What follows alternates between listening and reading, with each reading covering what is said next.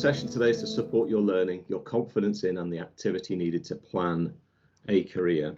Whatever that means to you, which we're going to discuss today as well, we're going to help you work your way through that. So the areas that we're going to cover in today's session are: why plan for your career? What does a career mean to you? What are your career aspirations? What are your key skills and strengths? What is a good job? What is brand you? Why do we get imposter syndrome? And who can help? Let's have a look then what we're going to do. So first of all, let's have a little think about you. Where are you up to at the moment? So you may be looking to redirect, refurbish, or relaunch your career. A few different words there. Refurbish might be, hey, you know what, I'm thinking to stay in what I'm doing, but I want to do it slightly differently.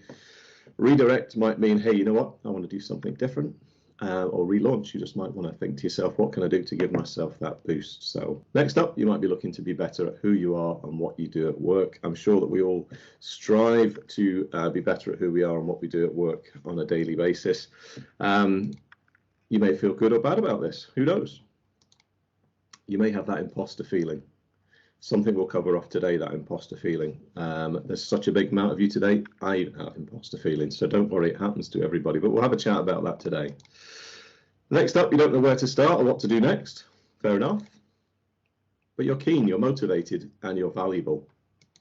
You have a profession, every single one of you, and you can do this. We all have the ability to do something about it. So let's have a look, first of all, at why plan for your career. Okay, so here's a few facts from my research and my experience. First of all, why we plan for our career? Because we plan for the other big things in life. Okay, we plan to buy a house, we maybe plan to get married, we plan to buy a car, we plan to go on holiday, we do all these things, we do research, we spend some time thinking about it, we ask for advice, we ask our friends, we ask our colleagues, for all the other big things in life we share. But when it comes to our career, sometimes we're a little bit introspective.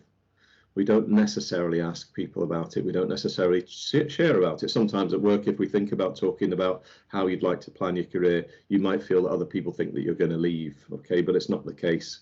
So first reason for planning your career is because you plan for the other things in life, and the career is most important because it often pays for the rest of the good stuff. It uncovers more opportunities. I think we had a few people pointing out that as well today. If you're planning your career, you're going to naturally see more opportunities. You'll be fine-tuned to keep an eye out for these things. It also gives you confidence. It's a tricky one, isn't it? Because sometimes we think, well, overconfidence is arrogance. Lacking self-confidence is a very nervy thing. So it gives us confidence. Now, I'm sure that we all know that we can't just tell somebody to be confident. We can't just sit down and say, hey, you know what, Alison, you know what, Nick, we just need to be more confident. It just doesn't work. Okay, so by doing the activity around planning your career, it helps build that confidence internally because you know you're doing something about it. You know you're understanding yourself a little bit better. It gives you structure. I think somebody mentioned that as well. It gives you structure to how you plan your activity. It gives you structure around how you plan your qualifications, maybe your learning, your personal development. Gives you structure to your day. Maybe on your day off or one of your quieter periods at work, you might think, I'm going to give myself half an hour now just to think about my career and how I'm going to plan it. It's proactive and rewarding, most definitely. There are people around who sometimes expect their career to happen to them. They accidentally, default setting is to hand the responsibility to somebody else. Okay, so being proactive about it is really important. If we're reactive about it means that we're relying on somebody else to do it for us. It's rewarding, most definitely. It's rewarding to do this. To plan your career is very rewarding because you can see those goals coming down, you can see those targets, and you can get those rewards from it as well. And it gets quicker and better results, most definitely, than either relying on somebody else or sitting in the kind of stalemate position. As well. Next up, we're going to think about that section here. So what does a career mean to you? I like to think about the positive element of it. The positive element in there is really just making sure that that we understand it ourselves. But how do we get other people to understand that? How do we work through that in our world of work to make sure that other people understand that as well. So this video is going to talk a little bit more about what a career means to us. The difference between a career and a job and why it's important. The main difference between a career and a job is that a job is just something you do for money, whereas a career is a long-term endeavor, something you build towards and work upon every day. A job is just a role, but a career is made up of the combination of roles, experiences, education and pathways you take to achieve your goals. Of course, it's fine if you need to take a job to pay the bills. You may not always have the luxury to be selective. However, we recommend that you also have a career goal that you want to eventually achieve and work towards. Why? A job may give you a steady paycheck short term, but a career gives you long-term financial security, as it encourages you to build on your skills and continue learning in order to move up the career ladder. As technology changes, industries evolve, or things like recessions cause some jobs to become unstable, a career acts like a safety net. The more skills, qualifications and experience you have in your career area, the more prepared you will be for any situation. A career increases the likelihood that you'll earn higher pay and better benefits. You'll be of greater value to employers as you progress in your career, and you'll be rewarded accordingly. If you're enjoying a career in an area you're passionate about, you'll get more job satisfaction and a sense of pride in what you do, which in turn leads to increased overall happiness. A career will challenge you on a daily basis, give you goals to work towards and motivate you, and therefore help make your job more meaningful. And the best part is, even if you are in a low-paying role that you don't really enjoy, it may be helping you get closer to your career goals, and therefore all of the benefits above still apply. So there's a definition there, a couple of definitions about what a career is and a job. And sometimes we feel, when I talk to people as a career coach, some people think they're in a job, some people think you are in a career. I think they're in a career as well. So, but it's okay. It's not. It's okay to want or have either. Some people that I talk to have a job at the moment, which is that piece of task that's paid while they're working out the career. Other people start a job and it turns into a career. Other people know that they're in that career. But either way, I think it's really important to understand what's most important and what's actually relevant to you as well. So it doesn't matter whether you call it a career or a job, as long as there's engagement, enjoyment there, and you understand what you want to get out of that as well. And as a quick question, you can send the video. I'll send a link to, I'm sure afterwards you'll get some links from us as well for looking at those videos. So next up, we're going to have a look at career aspirations. You can see on the left-hand side of that slide there that we've got a combination here that we've got a thought about our current skills and expertise mixed with our interests and our passions, mixed with what people pay you for. If you put all those together, they should all come together and help you formulate those career aspirations, okay? And your aspirations can be short-term, like learning a specific new skill set today, or longer-term goals, personally and professionally developing and earning the promotion that you might want or deserve, okay? So career aspirations are the goal you want to achieve in your professional life. Let's have a look at skills and strengths. Now, I know within the NHS, within Turas and LearnPro, and within the teams that you have in general, is that you have great opportunity to understand the skills, because it's often the specialist area that you do.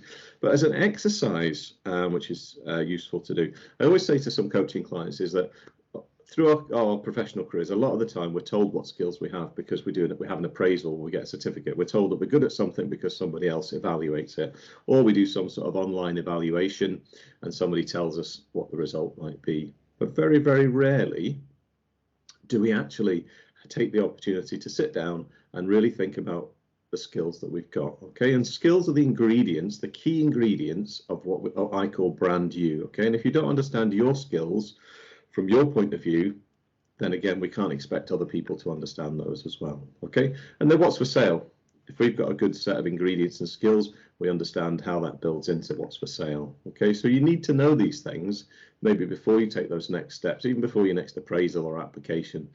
So I've got a little exercise for you to do. And what I'd like you to do is, if you see those yellow boxes on the screen there, okay, if you just draw on a piece of paper, divide that piece of paper into 4, okay, so you've got 4 boxes on a piece of paper. If I had the sound on, I could hear furious pens on paper. So once you've done that, top of the first box, you can see there, put the word business. the top of the second box, doesn't matter which one, the word technical. The next box, human/essential, and the next box, a life/value. So you've got 4 boxes, and these are your boxes of ingredients. Now, this is a little bit of Rob science, but I find this exercise, I will get really good feedback from it. What I suggest that you do is maybe over the next, I don't know, 4 or 5 days, spend 5 minutes maximum a day just populating each of those boxes with some bullet points. Okay, so each of those bullet points, each of those boxes with just simple bullet points.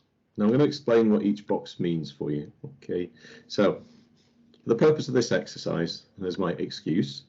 Business skills are the ones that are truly transferable. Okay, you can take those to another department, maybe take those to another division, another speciality. So your business skills, and they might be related to team leadership, they might be person-centered care, they may be administration, they may be customer service. These are the things that if you went into a different division or different speciality, you'd still be able to use those particular skills. And they might be understanding budgets, they might be building rotas. I don't know for your specifics because we've got 165 probably different professions on the call today. So your business skills are the ones that you could class as transferable. Okay, and when I say spend 5 minutes a day and put bullet points, I'll just give an example. If career coaching was a transferable skill and I was doing this exercise, I wouldn't put brilliant career coach because we don't need a measurement of level or value on this skills review exercise. Okay, so your business skills, truly transferable. The second one there is your technical skills, and the technical skills are often the bit that we get paid or paid more for. Okay, so that might be whatever department that you're in, whether you're an OT in pharmacy, whether you're in administration, whether you're in the portering team, the security team, or the catering team. Your technical skills are the ones that I can't tell you what they are just now because I don't know the exact jobs that you do. Okay, if you're a plumber, it's easy, fixing leaks, mending the washing machine. I know I'm being a bit cheeky about that, or for an accountant. So pure technical skills are often easier if you have a pure technical role, which I'm sure by some of the comments that I've seen coming through are probably easy. So your technical skills are the ones that you often get paid for. Okay, so you've got your business, you've got your technical, so those are the 2 ingredients, and they're often the ones that we only think about. But the other ones we look at here on the bottom left-hand side there is your human or essential skills. Okay, now some people they are called soft skills as well, and we like to call them essential skills because those soft skills are so important. You're listing here the quick question from Bethany, your skills that you've currently got. Okay, these are skills, this is your skills review, this is understanding you as an individual just now. Okay, so your human and essential skills are the ones that are the soft skills. They're the more behavioral ones. So whether it's self-confidence, tenacity, communication, all these different things. And they're really important because I think you need to have business and technical skills to do the jobs that you do, but most importantly as well, I think we need to have those soft and those behavioral skills as well. So I call them human skills or essential because if you don't have them, then you're not going to get very far just using the business and technical skills.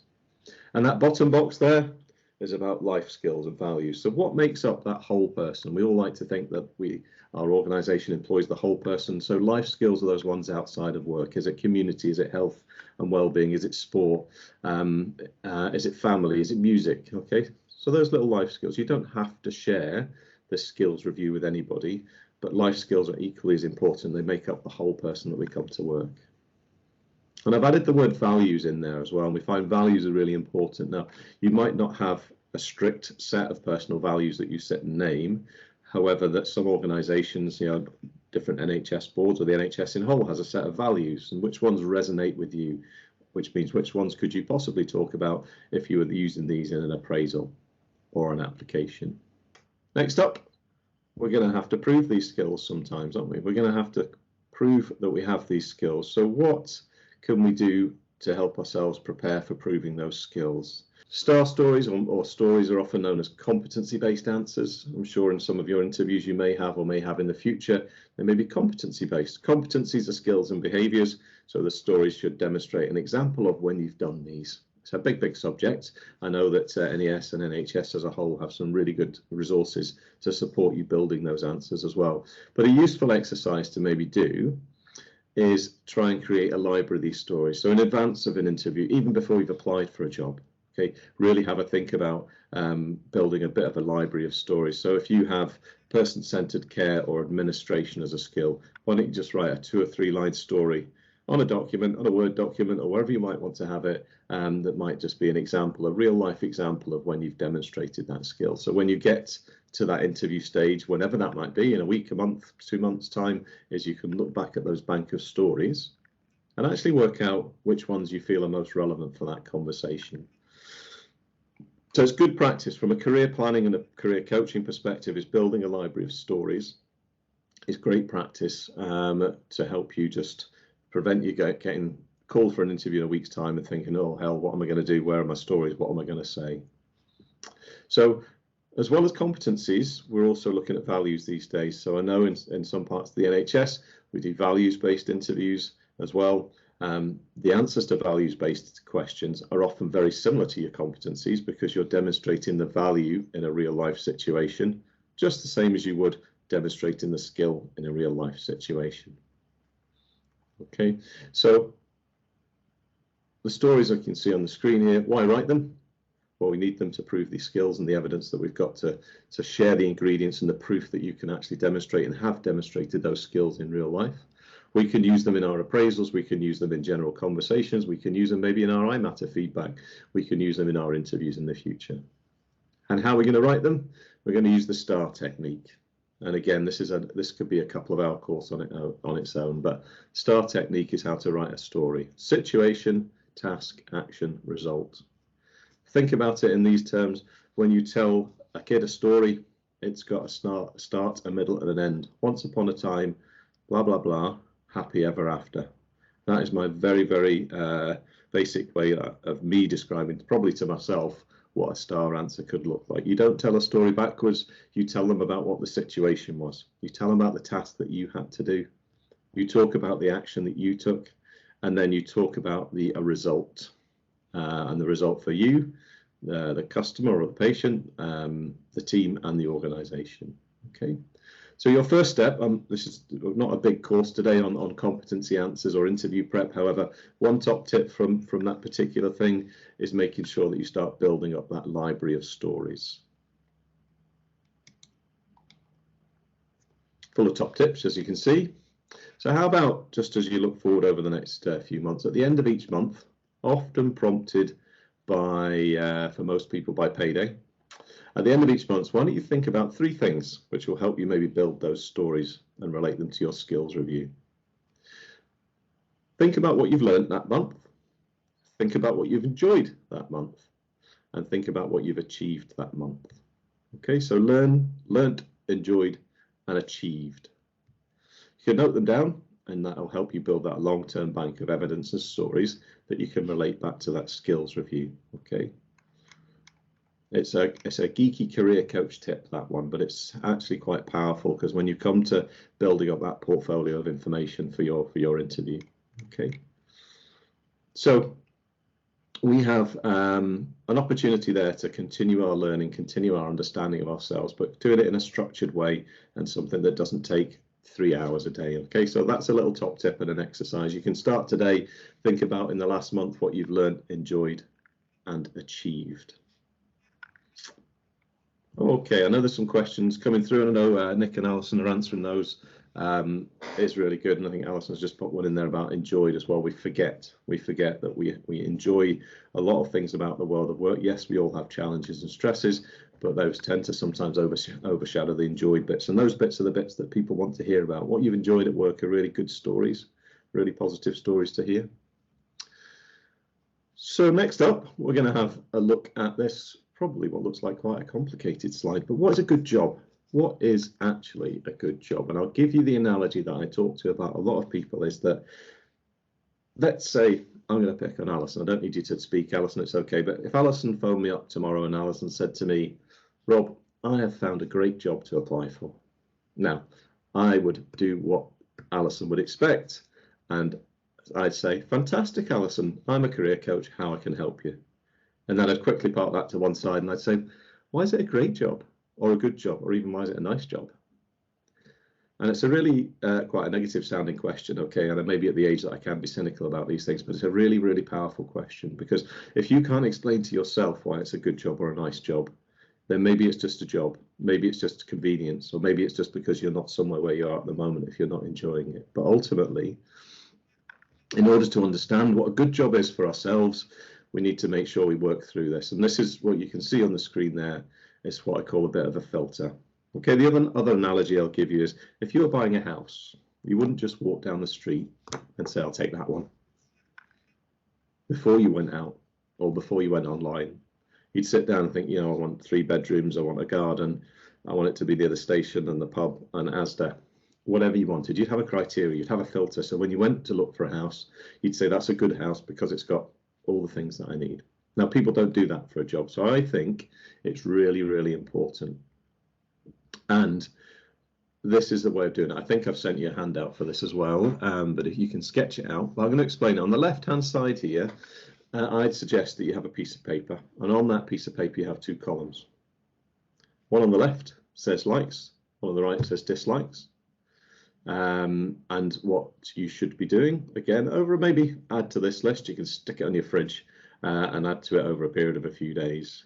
What I'm going to suggest is you need to think about 3 things for each of those columns. You need to think about the tasks that you do at work, which are the things that you really do, okay? The responsibilities that you have at work, which are often the things that you should be doing, and maybe you get measured on, and situations, okay? So tasks, situations, and responsibilities are 3 different things that happen in your world of work. And I want you to think about, over the last couple of years, or however long your memory will take you back. And what I'd like you to think about is, what tasks, situations, and responsibilities have you liked having? And maybe what tasks, situations, and responsibilities have you disliked? And that's quite a strong word, isn't it? But you can actually think about, rather than dislikes, is prefer not to in the future. Now, this is something you can do over a period of 4 or 5 days, just like the skills review. Yeah, you could sit and do 4 or 5 minutes a day and just add some bullet points in there about tasks, situations, and responsibilities you've had over the last few years that you've liked or disliked, enjoyed or preferred not to. You don't need to share anybody. We're not asking for names, okay? But what you're trying to create here is really ultimately the content of a new job. Without the job title or the location at the moment, or the salary or people's names, you're trying to create the content of that new job for yourself. Okay, so that's a really, you can do this in depth. You can put as much information on that as possible. And that's part 1 of your filter. And the purpose of that is then, when you look at a job advert, whether it's an internal or external one, you're going to look at that and you're going to think, how do I know that's a good job? Can I see in that the things that I like doing? And can I see in that the things I don't like doing? And where's the compromise? So you can use it to review an advert or a job that you see. And also, as well as that, you can use it to develop questions. And those questions are really important. So if you can't see things on the job advert that you might like and dislike, then why not ask the question? Ask the question of the recruiting manager, the talent team, the recruitment team, just to see if you can find out, has it got these elements in this particular role? Okay, so that's on your left-hand side of your filter. Right-hand side is a bit more about the logistics. And we've all got logistics, we've all got boundaries and expectations. So we've got to think about these different areas. And then we've got this ideal and would consider column, because we're going to have to compromise. I'm lucky enough that I enjoy what I do, and I could probably think about all the good stuff and I wouldn't have to compromise. However, I know that in real life, outside of my world, is that we're going to have to make compromise. So you might think to yourself about location, your ideal location, where would that be? And you've got to consider travel distance as well. Okay, so I'm presuming a majority of you probably have to go to a place of work rather than working from home. So if that's the case, think about travel. You might think about it from a cost point of view. You may think about it from a sustainability point of view. You might think about it from a convenience point of view. And sometimes we need to think outside the box a little bit. I'll give you a quick example, okay? I live in Trinent in East Lothian. If I decided that my location ideal, how would I decide that? Well, if I had the patience that I do, which is not very much, I could turn left onto the A1, head towards Edinburgh, and in an hour in the rush hour, I could probably get to the Gyle. That's doable. If I turn right and headed sort of east, in an hour, I could be in Northumberland, but I wouldn't actually think of working in Northumberland because it seems so far away, yet the travel time's the same. So maybe a little bit of consideration about location. Work style could be anything from full-time, part-time job share. It could be day shift, night shift, late shift. It could be a permanent contract or a temporary contract. So we've got all these different things to consider about what would be ideal and consider. Naturally there, we've got salary and benefits. Appreciate you will work within a graded structure. However, what would be the ideal? Whether that's the demands of life outside of work, or whether it's the professional reward that you think you should have for the particular grade that you're on. And also, as part of that good job filter, it's really about the career opportunity. So ideal world is a case of like, okay, what do I want to see? In an ideal world, you might think, I need to see in that job that I'm looking at my next 2-3 years planned out. Or you might consider a role which is a secondment for 6 months, so you can only see past up to 6 months. So if you add those two things together, the left and the right hand side here, what you've got is that real good filter. So when I cheekily say to Alison or any one of you, why is it a good job? You'll be able to say, well, thanks for asking, Rob, because you know what? I can tell you it's got all these likes, it's a good location, the work style's good, salary might not be the right, but that's in my would consider, so there's my compromise. So you're really looking to make sure that you're in control of this good job rather than actually being dictated to by what's advertised. Appreciate that what's advertised is what's available, but you've got to have some sort of control about thinking, why is that a good job for you? So up next, we have what makes a good pitch statement. You're going to think to yourself, what the hell is that, Rob? I'm not a car salesperson. What does it mean? What does that actually mean? So if we think about brand of us or product us, okay, you've got your skills and you understand what a good job is and you've got your stories to match, is then sooner or later, somebody's going to ask you what you want to do next, because you might have put yourself out there a bit. You might have made the suggestion or had a conversation with people. And the question you get in return is, what do you want to do next? It's used for educating people. I'll put this little sentence up here in italics. It's used to educate people. Because your job is to, now, if you're looking for that career progression, that next move, wherever it may be, is your job now is to educate people about what you can and want to do. Okay, so if you're thinking about doing some career activity, your first thought is, rather than feeling like a job seeker, what you should be thinking about is, my job today is to educate people about what I can and want to do. And that is really what the pitch statement is for. Okay, so we all need a pitch. And here's how to possibly create one. Well, let me just give you a couple of ideas before that, sorry. If somebody said to me, what do you want to do next? If I said I want to be a career coach, then it's a very short, punchy sentence. It's very narrow. And the person who receives that is probably going to think, I don't have any of those jobs and they can't help me. So my pitch needs to help people understand what I do, and also open a few doors for the thoughts about how they can help us. So your first sentence in your pitch, which is your answer to that, what do you want to do next, is think about the skills that you want to use. Okay, so ideally I'm looking for a role that can use my career coaching, my interview skills and my exec coaching background. So what I'm talking about there is I'm not giving job titles, I'm giving skills. I'm telling people what skills I want to use. And you can pick out 2 or 3, whether they're business, technical, or life skills or human skills. And it depends on the audience. You'll taper it to the audience. So that's your first part of your pitch. When somebody says what you're looking to do, you've got to think, I need to educate this person about what I can and want to do. So ideally, I'm looking for a role that can use my A, B, and C skills. Second part of your sentence or your little paragraph there is you say, I'm keen and interested in opportunities within the OT, orthopedics, wherever it might be, IT administration teams or departments. So you're educating people about the environment you want to work in. You told them the skills, and then you tell them about the environment that you want to work in. And then you want to give them a bit more about your logistics. My preference is a permanent one, possibly. However, I'm comfortable with looking at temp or contracts or secondments within the Edinburgh, Glasgow, Aberdeen areas. So those 3 key points are going to help you with that bit in italics. If you think your job's to educate people about what you can and want to do, those 3 points are really, really important. Okay, so we're hurtling through. We're doing well for time, I think. We are going to have a look at brand you. So I mentioned that before. Brand you is that whole box of tricks that you've got. Okay, so brand you. First of all, it's your aspirations. What are they? Have you understood them? Have you noted them down? Have you track tested them with a few people that you might know and trust? Part 2 of brand you is that good job exercise. Have you done that? Do you understand what it is? You know your boundaries, you know your compromises. Part 3 there is your selection of skills, strengths, experience, and stories. Okay, what can you do to make sure you understand those, note them down, get some examples together. Part 3 is your pitch. Part 4 is your CV or your profile or your application details, which is a big subject that we're not covering as in big today. So that's what it comes down to, what we do with your brand. So brand you, aspirations, good job, skills, strengths, experience, and stories in your pitch. All that together is going to really help you educate people about what you can and want to do next. So we're going to have a quick look now at imposter syndrome. Let's play this video for you because that'll help the explainer.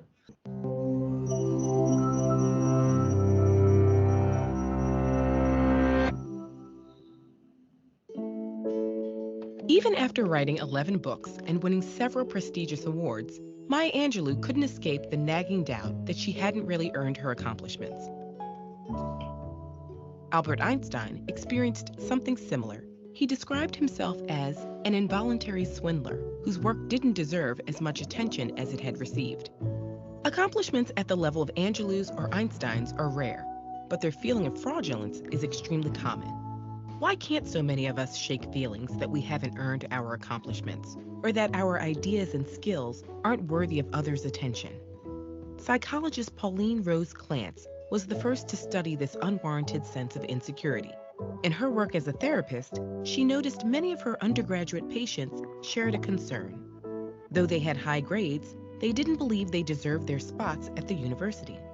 Some even believed their acceptance had been an admissions error. While Clance knew these fears were unfounded, she could also remember feeling the exact same way in graduate school. She and her patients experienced something that goes by a number of names: imposter phenomenon, imposter experience, and imposter syndrome. Together with colleague Suzanne Imes, Clance first studied imposterism in female college students and faculty.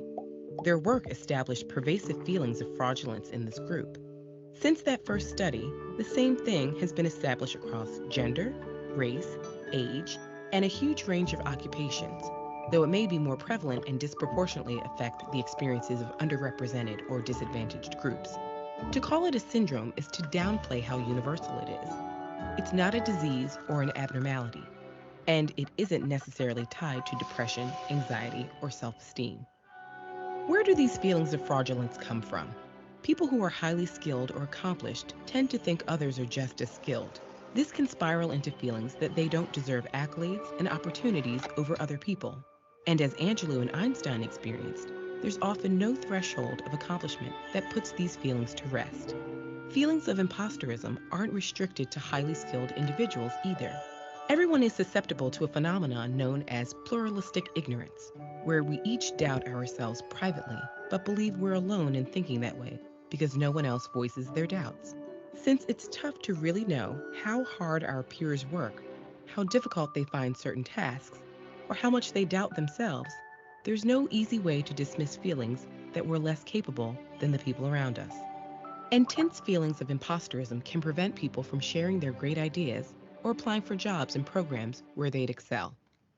At least so far, the most surefire way to combat imposter syndrome is to talk about it. Many people suffering from imposter syndrome are afraid that if they ask about their performance, their fears will be confirmed, and even when they receive positive feedback, it often fails to ease feelings of fraudulence.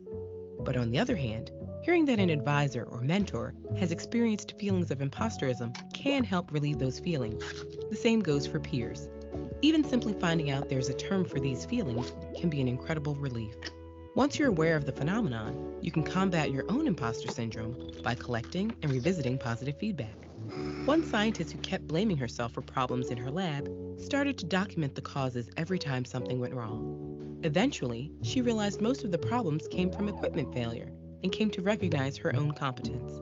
We may never be able to banish these feelings entirely, but we can have open conversations about academic or professional challenges. With increasing awareness of how common these experiences are, perhaps we can feel freer to be frank about our feelings and build confidence in some simple truths. You have talent, you are capable, and you belong. Everyone can use a little extra kick of confidence sometimes.